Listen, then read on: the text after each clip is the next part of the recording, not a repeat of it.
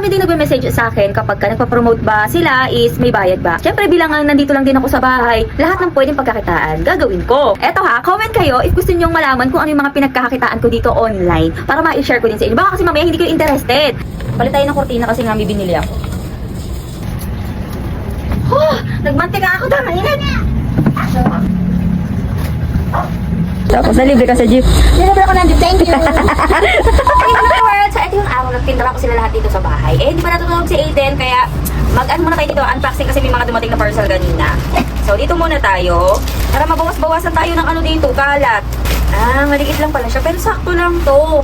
So, eto, ano siya, organizer. Lalagyan ng sibuyas, kamatis, at saka bawang. So, maliit lang talaga binili ko kasi pag madami ka din bibili. So, pag ganito siya, pagpapatong-patong ko lang. Ayan, o diba? Para kuha-kuha na lang ako dito. Sakto lang to, ganito kaliit. Okay, next! Ay, paano to? Kapag may mga mugmug ba tawag doon, basta yung mga tirang sa mga plato, o dito mo siya ibubuhos, tapos sa gilid lang dapat to ng lababo. So, kapag may sabaw-sabaw yung hindi nyo na ubos na pagkain, gano'n lang siya. Para may lagayan, wala kami lagayan ng gano'n yun. Para mga kanin baboy ba tawag doon? O, yun.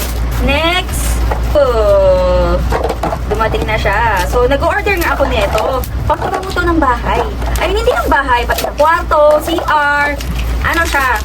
Antibacterial spray. Deodorizer. So, this is from Claire. Ayan yung brand niya. So, pangatlong bottle ko na to. Yun naman, feels over 99.9%. Ayan o, pangatlong bottle ko na to. Nagustuhan ko nga kaya umorder pa ako ng isa. Okay, last na. Ayan. Family Violet. Ayan, pina-frame ko na siya. Maganda kasi na ito makapal pa. Hindi pa mababasag. Pero babalutan ko na lang siya ng plastic cover. Lalagay natin yan dito sa taas. Talagang pinili ko yung naka-violet kaming lahat para sakto dito sa ating ng bahay.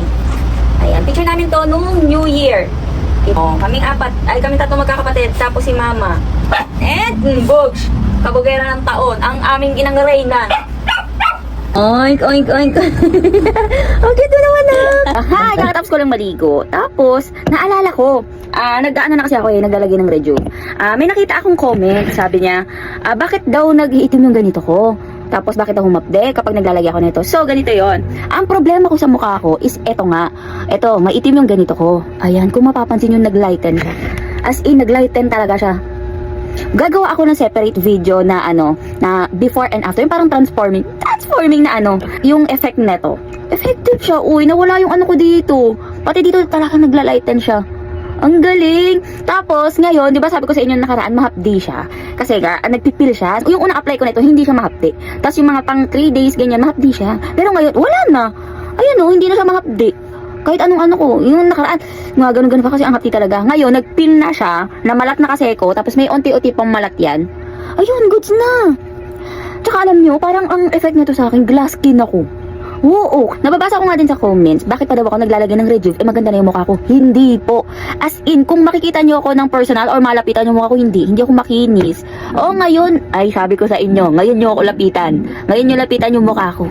Ang masasabi ko talaga sa inyo, kuminis ako. Almost 1 week na ako naglalagay nito Pero ang bilis ng improvement. Grabe. So, ang gamit ko nga is etong U-Glow Babe. Ang agenda natin ngayon is maglaba. Wait lang, mag-aayos lang muna ako.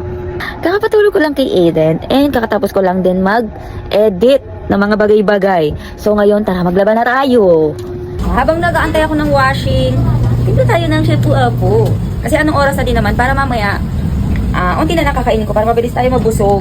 Ganyan ang effect niya sa akin. So talagang feeling ko busog ako after ko uminom nito. Kaya unti na lang din nakakain ko. Kaso hindi naman pwedeng hindi ako kumain. Kasi nga nagpapadede din ako tuwing gabi kay Aiden. Tapos pag umaga, feeding bottle. Tapos, habang napapaikot pa ako tayo nito. Palit tayo ng kurtina kasi nga may binili ako. Tara. Diyos ko, yung mga upuan namin, wala. Papalit lang tayo ng kurtina. Palit tayo para malaman natin. So, ang ganda ng kurtina na to, ang haba pa, 99 pesos lang. So, dalawa na yung binili ko. Wait, kabit ko muna. Nagmantika ako daw, mainit.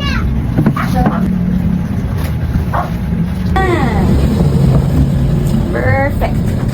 Ano kasi to, stock room. Yung kabila naman is, CR ng borders dati. Wala na nga tayong, wala na nangungupahan sila ate na lang.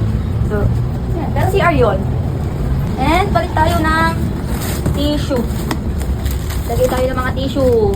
Kasi wala nang laman. Ba? Nagtatawa ko. Kasi habang nag-ano ko, nagpipiga. Natanggal na naman. O, dalawa na natanggal. Tapos eto, kakapiga. O, diba? So, hindi talaga sa akin yung ubra ang mga extension. Magkaano na tayo, papanil. Para kapag ka magpo-promote tayo ng mga products. Uy, alam nyo nakakatawa kasi ang daming brands na lumalapit sa atin para mag-promote nga ng mga products. Uy, para nakababa. Kaya ang ginagawa ko, kapag ka may brand na lumapit sa akin tapos hindi ko talaga siya nagustuhan, hindi ko siya pinopromote, hindi ko siya ginagawa ng video. Ang ginagawa ko, binabalik ko sa kanila yung product.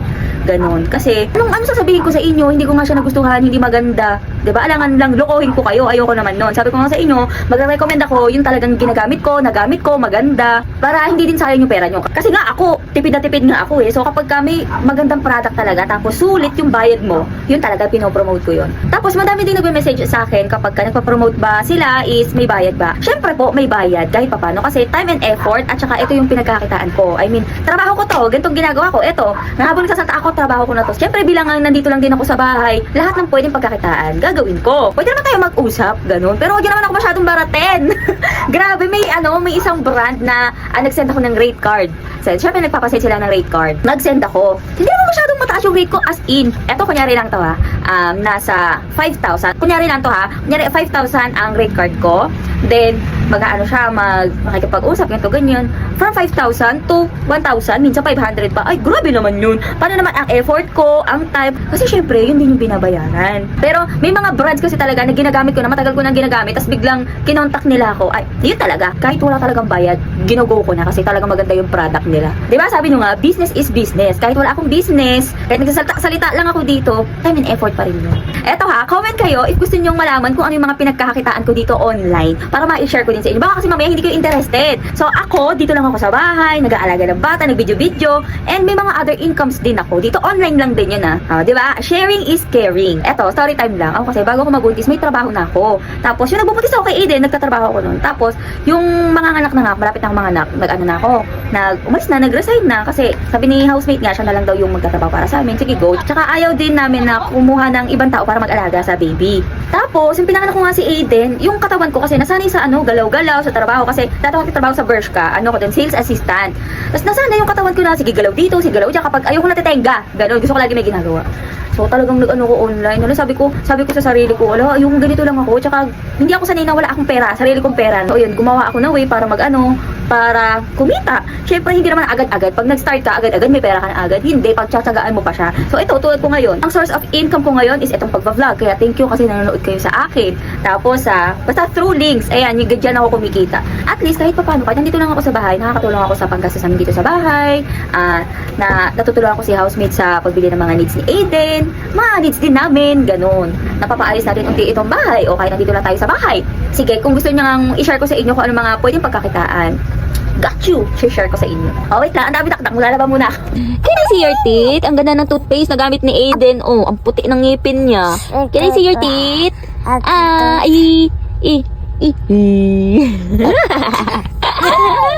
love you, baby ko. Oh, may sinasabi si mama. Hindi, kumuha ko ng trophy. Oh. Doon sa may malapit sa City Hall. Oh.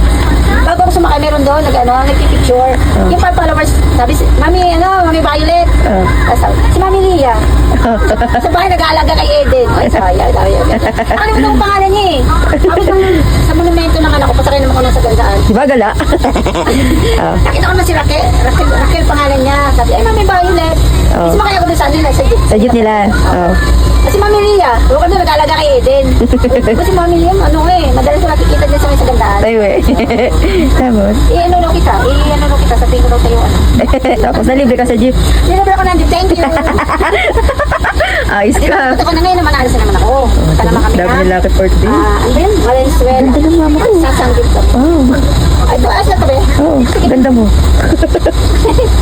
Ang kulit ni mama, kakaano ko lang, kakatas ko lang maglabay, naantay ko na lang si housemate. So, hi po, Mami Raquel. Doon sa pinuntahan ni mama, hello po sa inyo. Bless mo na, bless. May pasalubong ang daddy. Bless.